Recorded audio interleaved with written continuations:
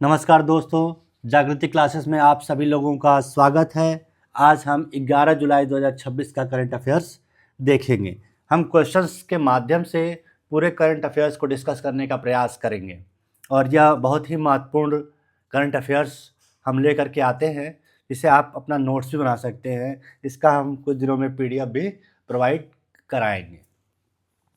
तो चलिए शुरू करते हैं आज का करंट अफेयर्स।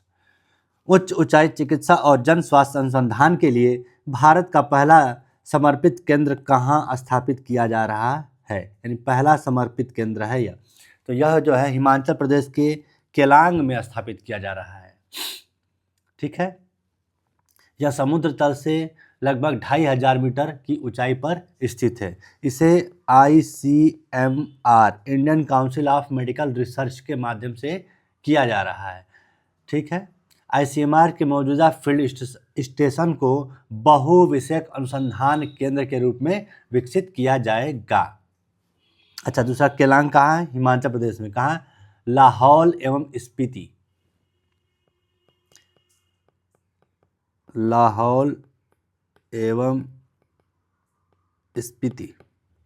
स्पीति में है। ठीक है, थोड़ा ICMR के बारे में जान लेते हैं। ICMR की स्थापना जो है 1911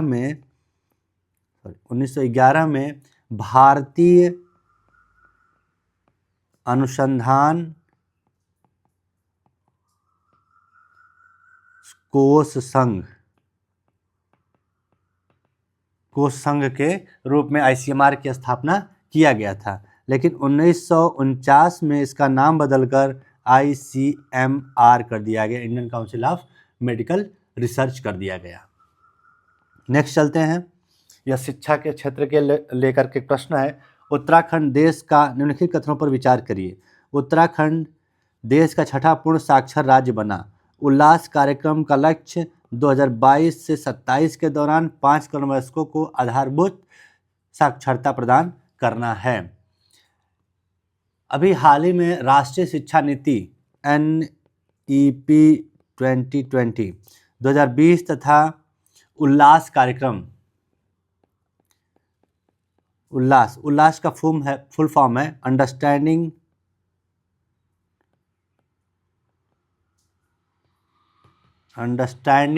of life long learning for all in society. Ullas का फुल फॉर्म है understanding of life long learning for all in society. तो राष्ट्रीय शिक्षा नीति तथा उल्लास के अंतर्गत उत्तराखंड ने देश का छठा पूर्ण साक्षर राज्य बनने का गौरव प्राप्त किया है। ठीक है, अच्छा, अभी कुछ देख लेते हैं कि कौन कौन पूर्ण साक्षर राज्य घोषित किया गया है। 2024 में लद्दाख को, यानी लद्दाख क्या है? केंद्र शासित प्रदेश है, इसको पूर्ण साक्षर केंद्र शासित प्रदेश घोषित किया गया। 2025 में अगर राज्य के बारे में देखा जाए तो मिजोरम, गोवा, त्रिपुरा, हिमाचल प्रदेश और चंडीगढ़, इनको 2025 में पूर्ण साक्षर राज्य घोषित किया गया। 2026 में अभी आप उत्तराखंड का देखे ही हैं, सिक्किम और उत्तराखंड। टोटल कुल कितने हो गए राज्य अगर पूछा जाए? और केंद्र शासित प्रदेश में अंडमान निकोबार, चंडीगढ़ और लद्दाख 3 हैं जिन्हें पूर्ण साक्षर केंद्र शासित प्रदेश घोषित किया गया। और स्टेट के रूप में देखा जाए तो मिजोरम, गोवा, त्रिपुरा, हिमाचल प्रदेश, सिक्किम और उत्तराखंड, यानी कि 6 स्टेट पूर्ण साक्षर राज्य घोषित किए गए हैं। थोड़ा सा उल्लास कार्यक्रम के बारे में जान लेते हैं। उल्लास जो है केंद्र सरकार द्वारा संचालित एक वयस्क शिक्षा अभियान है, जिसे राष्ट्रीय शिक्षा नीति 2020 के अनुरूप लागू किया गया था। इसका उद्देश्य है 15 वर्ष या उससे अधिक आयु के लोगों को साक्षर बनाना। ठीक है, इसमें ध्यान रखना है 15 वर्ष है, इसके ऊपर के आयु के लोगों को साक्षर बनाना है। दूसरा, इसका संचालन है स्वयं सेवकों की सहभागिता के माध्यम से, यानी कि स्वयं सहभागिता के माध्यम से यह संचालित किया जाएगा। शिक्षार्थियों को दीक्षा पोर्टल और उल्लास मोबाइल ऐप के माध्यम से क्षेत्रीय भाषाओं में अध्ययन सामग्री उपलब्ध कराई जाएगी। इसका लक्ष्य है 5 वर्षों में 5 करोड़ वयस्कों को आधारभूत साक्षरता और संख्यात्मक ज्ञान प्रदान करना है। तो दोनों कथन इसके सही है। नेक्स्ट चलते हैं, पिंक सहेली स्मार्ट कार्ड किस प्रणाली से जुड़ा हुआ है? हाल ही में दिल्ली सरकार ने घोषणा की कि 1 अगस्त 2026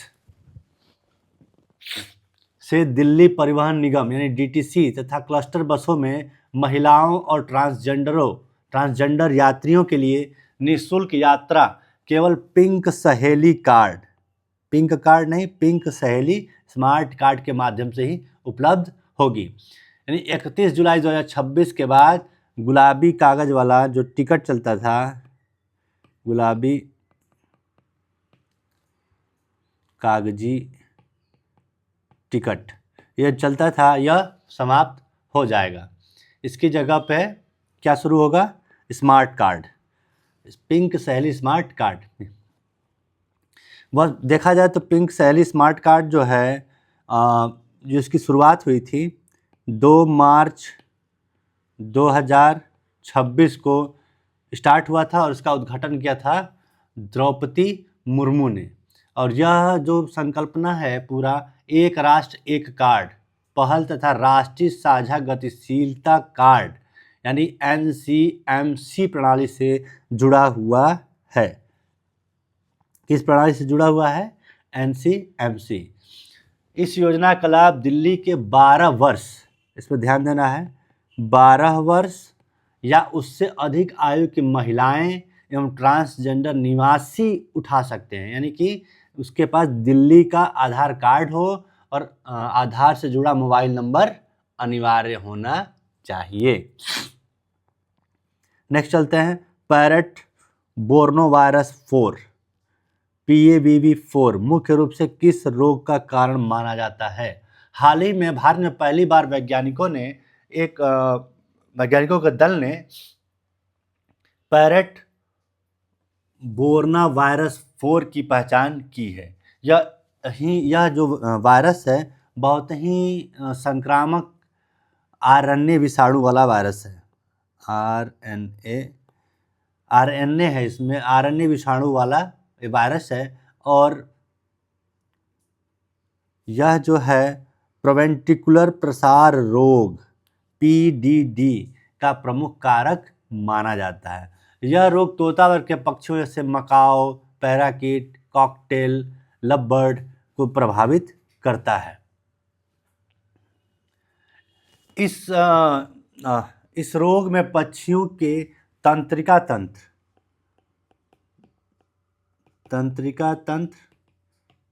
तथा पाचन तंत्र पर गंभीर प्रभाव पड़ता है और यह कई मामलों में घातक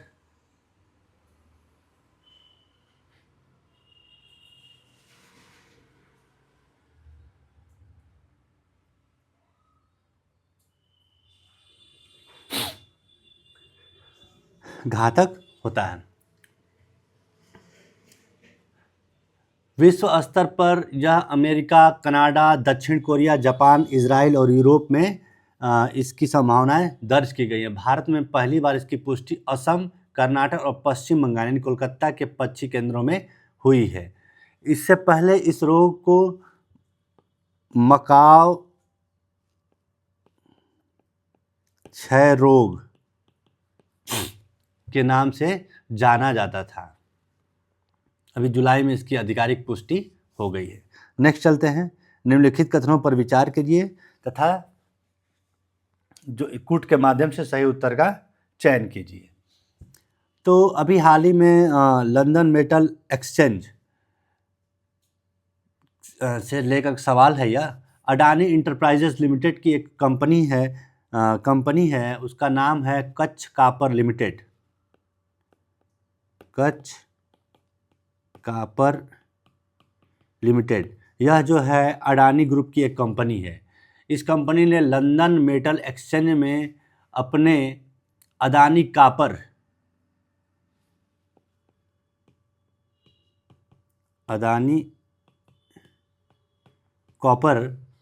ग्रेड ए के लिए प्रमाणन पत्र प्राप्त किया है। LME यानी कि लंदन मेटल एक्सचेंज की मंजूरी के बाद Adani copper grade A cathode को कॉपर फ्यूचर अनुबंधों के विरुद्ध जाकर वारंट के साथ वितरित किया जा सकेगा।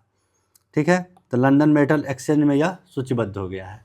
तो लंदन मेटल एक्सचेंज जो है औद्योगिक धातुओं के व्यापार के लिए, ध्यान रहे, औद्योगिक धातुओं के व्यापार के लिए विश्व का सबसे बड़ा एक्सचेंज है। और LME की स्थापना 1877 में किया गया था। और इसका मुख्यालय कहाँ है? लंदन में है, तो लंदन है, ठीक है, जो यूनाइटेड किंगडम में स्थित है। तो इसमें दोनों कथन सही हैं। नेक्स्ट चलते हैं भारतीय वन्यजीव संस्थान के बारे में। भारतीय वन्यजीव संस्थान का मुख्यालय कहाँ है? या कई बार इस तरह के क्वेश्चंस पूछे जाते हैं कि संस्थान, कौन संस्थान कहाँ है, इसका मुख्यालय कहाँ है, तो याद रखना है। तो चलिए, तो कहाँ पर है इसका मुख्यालय? देहरादून यानी उत्तराखंड में है। हाल ही में, अच्छा ये समाचारों में क्यों आया? हाल ही में पुनर्गठित भारतीय वन्यजीव संस्थान WII सोसाइटी की 28वीं बैठक जो है 9 जुलाई को 2026 को कहाँ हुआ था? कोयम्बटूर में किया गया था। वहाँ पर एक कोयम्बटूर में केंद्रीय राज्य वन सेवा अकादमी है, उसी में केंद्रीय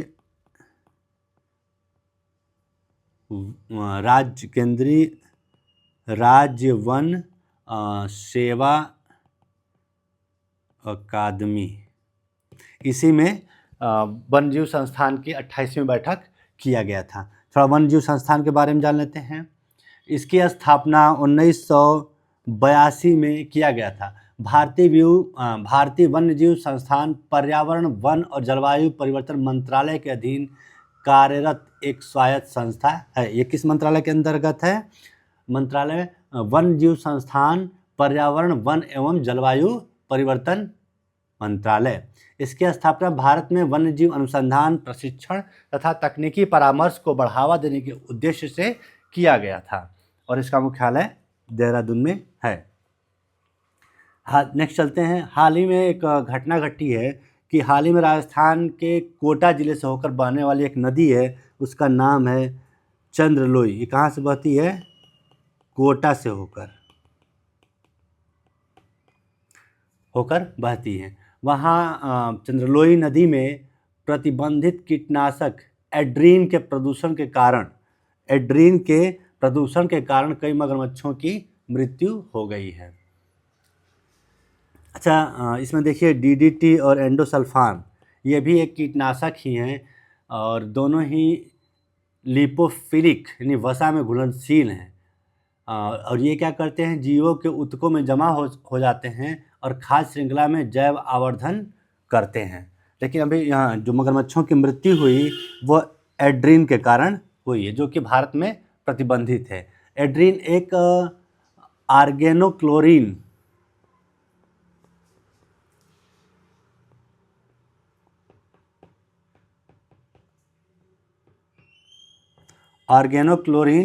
कीटनाशक है जिस पर भारत पहले से ही प्रतिबंध लगा चुका है। यह रसायन लंबे समय तक मिट्टी और जल में बना रहता है और पर्यावरण को प्रदूषित करता है और यह खाद्य श्रृंखला को प्रभावित करके मनुष्यों और वन्य जीवों के तंत्रिका तंत्र पर गंभीर दुष्प्रभाव डालता है। हम मगरमच्छ के जान लेते हैं। मगरमच्छ मध्यम आकार का सरीसृप होता है जिसकी लंबाई 4 से 5 मीटर तक होती है। मगरमच्छ मुख्यतः भारत और पाकिस्तान में पाया जाता है। इस मगरमच्छों का संरक्षण की जब बात की जाए तो यह वन्य जीव संरक्षण अधिनियम 1972 के शेड्यूल 1 के अंतर्गत रखा गया है। ठीक है। और IUCN कल देखा था हमने IUCN के यह रेड लिस्ट में संकटग्रस्त वल्नरेबल, लाल सूची में संकटग्रस्त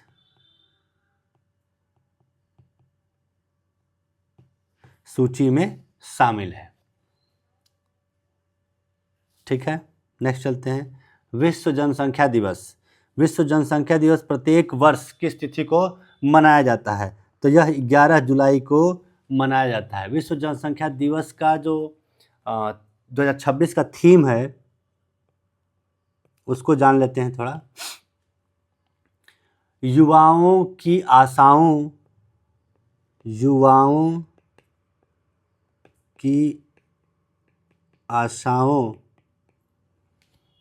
और आकांक्षाओं को साकार करना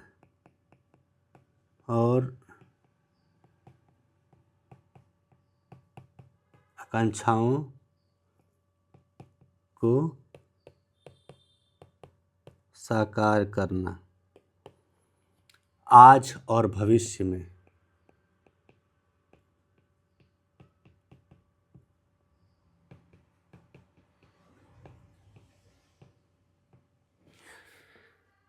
तो विश्व जनसंख्या दिवस प्रत्येक वर्ष 11 जुलाई को मनाया जाता है।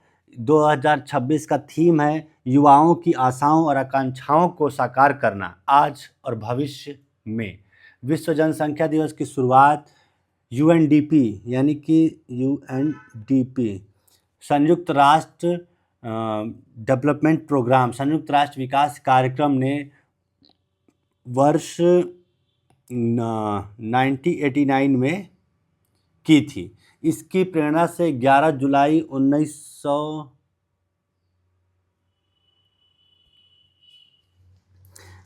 इसकी प्रेरणा से 11 जुलाई 1987 एक चीज़ और है कि 11 जुलाई 1987 को पूरे विश्व की जनसंख्या 5 अरब हो गई थी और उस समय 5 अरब आके गई थी।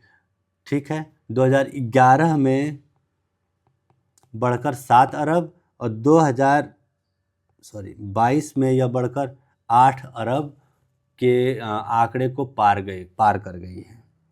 नेक्स्ट, कुल मिला के यही देखना है कि इसका थीम क्या है और कब मनाया जाता है। नेक्स्ट चलते हैं।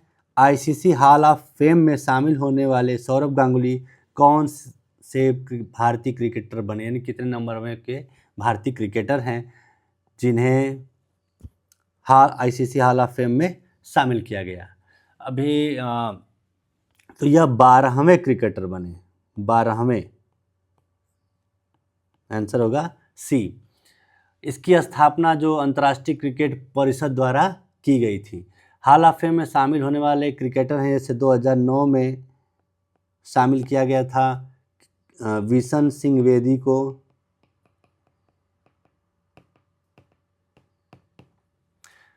2009 में कपिल देव, 2009 में ही सुनील गावस्कर, कपिल देव, सुनील गावस्कर ये लोग शामिल थे। अनिल कुंबले, राहुल द्रविड़, 2019 में सचिन तेंदुलकर को शामिल किया गया है ना। 2023 में डायना एडुल्जी को शामिल किया गया, वीरेंद्र सहवाग, नीतू डेविड है ना। 2025 में धोनी को शामिल किया गया हॉल ऑफ फेम में और 2026 में सौरव गांगुली को शामिल किया गया। तो ये 12वें खिलाड़ी हैं भारत के। ठीक है। नेक्स्ट चलते हैं। अविक्ली की प्रमुख विशेषता क्या है? बेसिकली अविक्ली जो है, अविक्ली नोवो नार्डिस्क नोवो नार्डिस्क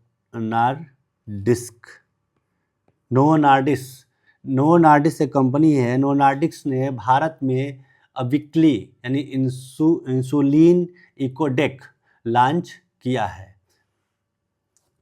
यह एक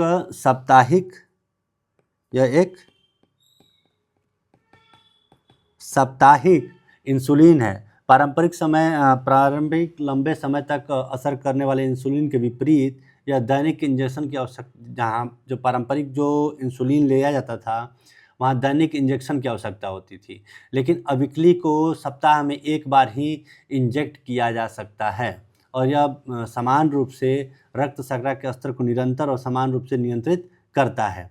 इससे प्रति वर्ष 365 इंजेक्शनों की संख्या घटकर 52 यानी 52 हफ्ते साल में होते हैं तो 52 ही इंजेक्शन लगेंगे। एक चीज़ और जान लेते हैं कि भारत में दुनिया के सबसे अधिक मधुमेह रोगी हैं, जहां लगभग 10 करोड़ से अधिक लोग इस बीमारी से पीड़ित हैं, है ना, और लगभग 13.6 करोड़ लोग प्री डायबिटिक की स्थिति में हैं। तो यह एक इंसुलिन है, सप्ताह में एक बार इंसुलिन इंजेक्शन लगता है।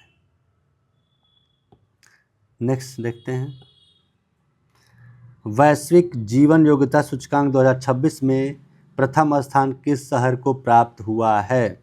तो यह प्राप्त हुआ है किसको? कोपेनहेगन को। वैश्विक जीवन योग्यता सूचकांक 2026 विश्व भर के शहरों में जीवन स्थितियों का मूल्यांकन करने वाला एक प्रमुख मानदंड है। यह शहरी जीवन योग्यता, लचीलापन, जीवन की गुणवत्ता को मापने का काम करता है। इस सूचकांक को किसने शुरू किया? इकोनॉमिस्ट इंटेलिजेंस यूनिट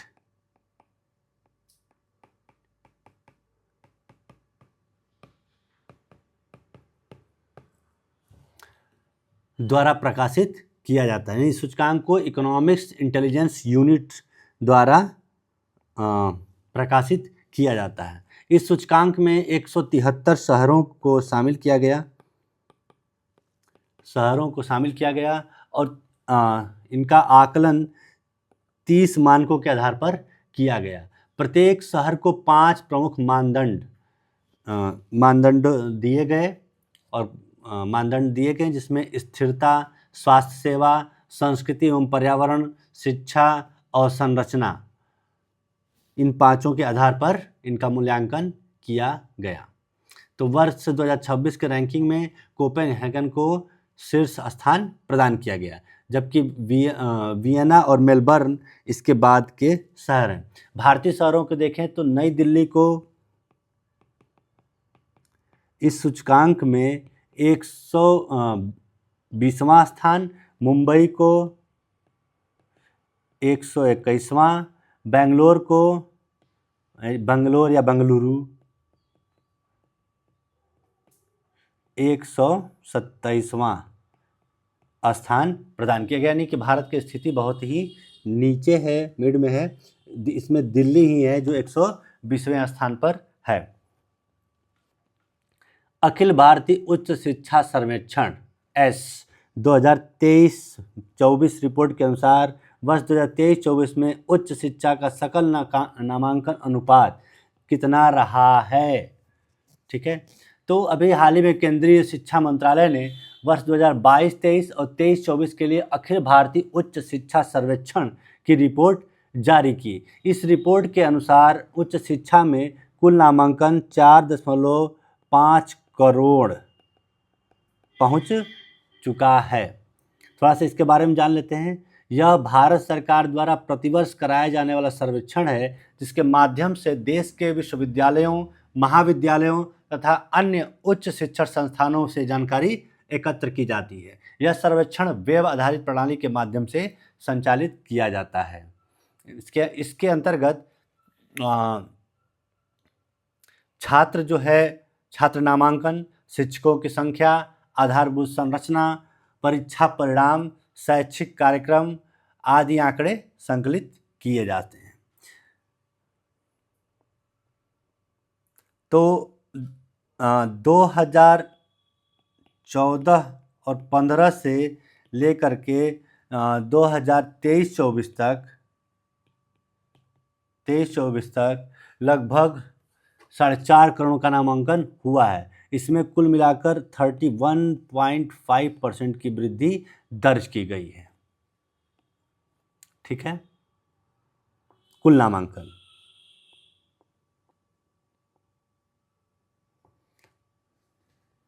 और सकल नामांकन अनुपात, कुल नामांकन जो है और GER जो है यह 23-24 में सकल नामांकन अनुपात 30 है इसमें।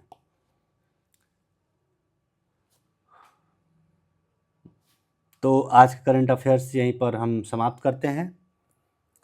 फिर कल हम नेक्स्ट करंट अफेयर्स लेकर के आएंगे। धन्यवाद।